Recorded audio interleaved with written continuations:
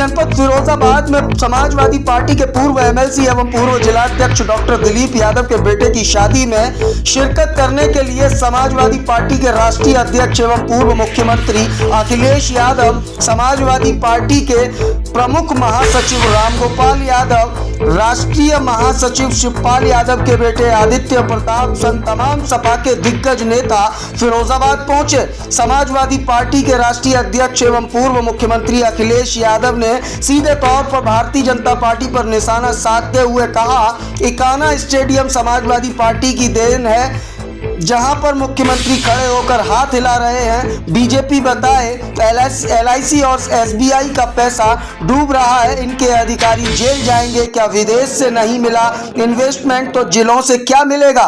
भारत जोड़ो यात्रा पर उन्होंने सीधे तौर पर कहा कि अपने सिद्धांतों पर काम कर रहे हैं, उसका अपना अलग रास्ता है, समाजवादी पार्टी का अपना एक अलग रास्ता है। इकाना स्टेडियम भगवान विष्णु के नाम पर था, उसे बीजेपी ने पूर्व प्रधानमंत्री के नाम किया।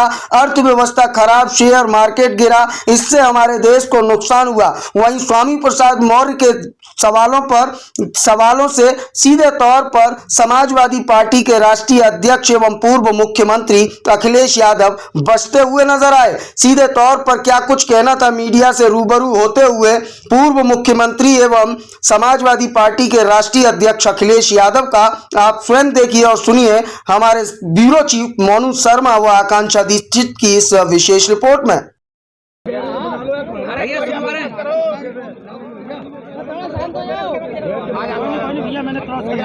बड़ी मेहनत हो रही है, बता देना सब एक साथ जब रोल करो तब बताओ। मैं आज डॉक्टर दिलीप पूर्व MLC इनके पारिवारिक कार्यक्रम में शामिल होने आया हूँ।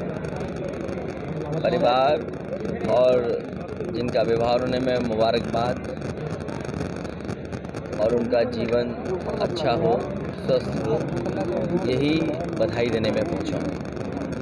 और फिरोजाबाद में कई मौक़ों पर आने का मौका मिला है। ये क्षेत्र समाजवादियों का रहा है। समय समय पर यहाँ की जनता ने, कुछ परिस्थितियाँ रहती हैं कई बार, लेकिन फिरोजाबाद की जनता ने हमेशा समाजवादी विचारधारा और जब कभी भी नेताजी ने आह्वान किया होगा, पूरा समर्थन यहाँ की जनता ने दिया है।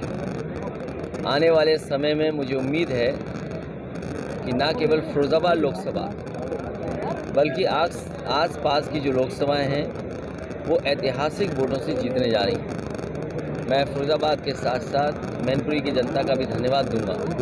और फिरोजाबाद के भी बहुत सारे परिवार ऐसे थे जिनकी रिश्तेदारियां मैनपुरी में थी, जिनका संपर्क मैनपुरी में था। उन्होंने लगातार हमारे, चाहे प्रतिनिधि, जनता के प्रतिनिधि, विधायक रहे हों या संगठन के लोग रहे हों, उन्होंने पूरा सहयोग किया और जिसके परिणाम में मैनपुरी को ऐतिहासिक जीत मिली समाजवादी पार्टी। सर 2024 से पहले बड़ी कार्यकारिणी आपने घोषित की है, पूरी ब्रिगेड तैयार है लड़ाई के लिए।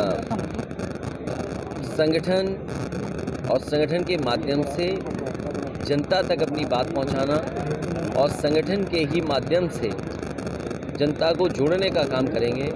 कोई वर्ग नहीं छोड़ेंगे जिसके बीच में समाजवादी पार्टी अपनी विचारधारा लेकर के न जाए। एक बार फिर से सर पिछड़े वर्ग पर ज़्यादा फोकस है, क्या दिखती है किस तरह से? कोई वर्ग, मैंने कहा हर वर्ग के बीच में समाजवादी पार्टी जाएगी, क्योंकि जो काम समाजवादी पार्टी ने करके दिखाया, आपने कल ही देखा होगा जिसमें भारत को जीत हासिल हुई। T20 मैच में भारत की जीत हुई और आपने उत्तर प्रदेश के मुख्यमंत्री जी को भी देखा होगा हाथ हिलाते हुए। उस स्टेडियम को बनाने का काम अगर किसी ने किया तो समाजवादी लोगों ने, और समाजवादी पार्टी में बना इसीलिए अंतर्राष्ट्रीय स्तर का वहाँ मैच हो पाया। जितने आपको उसमें तस्वीरों में दिखते हैं, किसी का योगदान नहीं है उस स्टेडियम को बनाने में।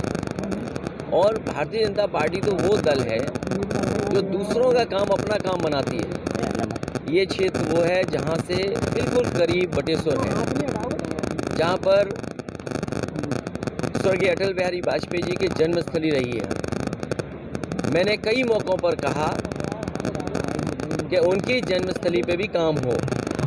ये जो इकाना स्टेडियम है ये भगवान विष्णु के नाम पर बना था, लेकिन उन्होंने अटल बिहारी वाजपेयी जी के नाम पे कर दिया। हमें कोई उससे नाराज़गी नहीं है, लेकिन क्या भारतीय जी या स्पोर्ट्स का इस तरह का इंफ्रास्ट्रक्चर नहीं देना चाहिए था?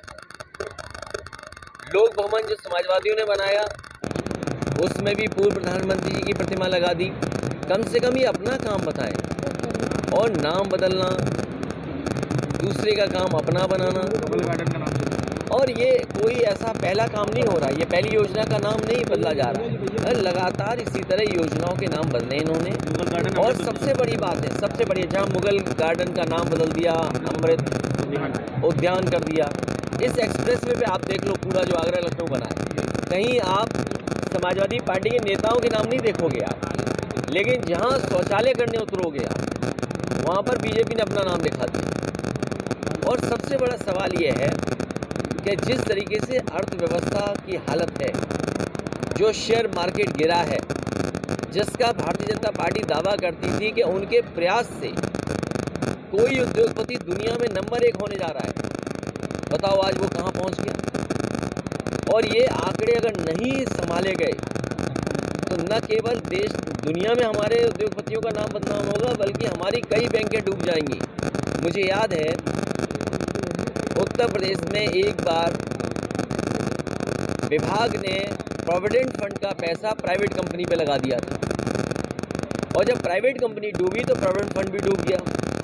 उस समय जो वरिष्ठ अधिकारी थे उनके खिलाफ कार्रवाई हुई थी, उन्हें जेल तक जाना पड़ा था।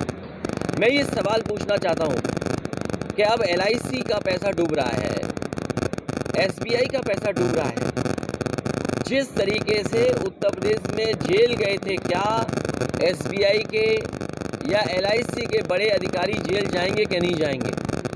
ये तो मामला केवल 1200 करोड़ का था, और अब तो भारत का 1 लाख करोड़ का मामला है। अब भारतीय जनता पार्टी को बताना चाहिए कि आखिरकार वो क्या कार्रवाई करेगी और डूबते हुए उद्योगपतियों को कैसे बचाएगी। सर, मुलायम सिंह यादव जी को पद्म भूषण सम्मान दिया गया है, सर आप क्या कहना चाहेंगे? उस पर अभी हम नहीं कहेंगे, जब लेटर आ जाएगा तब कुछ कहेंगे। स्वामी मध्य प्रदेश की राजनीति केंद्र बिंदु में है, आपने उनको प्रमोशन दिया, सर क्या कहना चाहेंगे? बीजेपी जानबूझ करके जो महंगाई चरम सीमा पर, उस पर बात नहीं करेंगे, बेरोजगारी पे बात नहीं करेंगे। हालांकि मुझे नहीं कहना चाहिए, हमारे बगल में कारोबारी बैठे हैं, 1 लाख करोड़ का है कारोबार खाने वाले तेल का। क्या भारतीय जनता पार्टी, हालांकि किसान को गेहूं की कीमत मिली है, लेकिन इससे भी ज़्यादा मिल सकती थी अगर सरकार थोड़ा कोशिश करती तो। आप बताओ, आज आटा खरीदना पड़ता है, महंगा हो गया कि नहीं हो गया? तो ये जानबूझ करके जो बुनियादी सवाल हैं उन पर नहीं चर्चा करना चाहते। चरम सीमा पर महंगाई है, चरम सीमा बेरोजगारी है, न्याय मिलना नहीं है। और फिर मैंने कई मौक़ों पर कहा, और फिर मैं कहता हूँ, जिस बात को लेकर के बात खड़ी हुई है, क्योंकि हम उसके जानकार नहीं है, हमसे कोई कहे सड़क बनाए तो हम सड़क बनवा सकते हैं, हमसे कोई डायल एंडेड बेहतर करना है तो हम डायल एंडेड बेहतर कर सकते हैं, हमसे कोई कहे कि एम्बुलेंस बेहतर करनी तो एम्बुलेंस बेहतर कर सकते हैं, नौकरी कैसे मिलेगी, रोजगार कैसे मिले, वो हम कर सकते हैं। लेकिन हमारे मुख्यमंत्री तो योगी हैं, एक संस्थान से निकले जिसका एक अपना इतिहास है, एक अपना योगदान है उस संस्था का, उस स्थान का। मुझे उम्मीद है कि रामचरितमानस पर और खासकर शूद्र पर मैं सीधा मुख्यमंत्री से पूछूंगा कि भाई मुख्यमंत्री जी बताएं हमें सदन में कि शूद्र कौन कौन है। ये सवाल हमारा आपका नहीं है, ये सवाल धार्मिक लोगों का है, कम से कम वो तो बताएं हमें। और फिर जो संविधान की शपथ लेकर के बैठे हैं और उनसे जरूर मैं पूछूंगा। रामचरितमानस को लेकर आपका क्या स्टैंड है? नहीं, हम तो भगवान राम कृष्ण जितने भी भगवान, और पहली बार नहीं कह रहा हूँ मैं, भगवान विष्णु के जितने अवतार हैं मैं उनको मानता हूँ, हमें किसी पे आपत्ति नहीं है, लेकिन जिस पे आपत्ति है वो उसको हम सदन में पूछेंगे। और अभी तो मैंने सुना बीजेपी के लोग कह रहे हैं कि हम तो भगवान राम और कृष्ण किसी के है ही नहीं, पूर्वज ही नहीं हमारे किसी के। सुना है मैंने, आपके सुना है मैंने। इसका मतलब बीजेपी के लोग अब तो पता नहीं क्या DNA टेस्ट भी कराना चाहते होंगे। हम अपना भी DNA टेस्ट करा लेते हैं, वो अपना भी करा ले, पता लग जाएगा कौन कहाँ से आया है।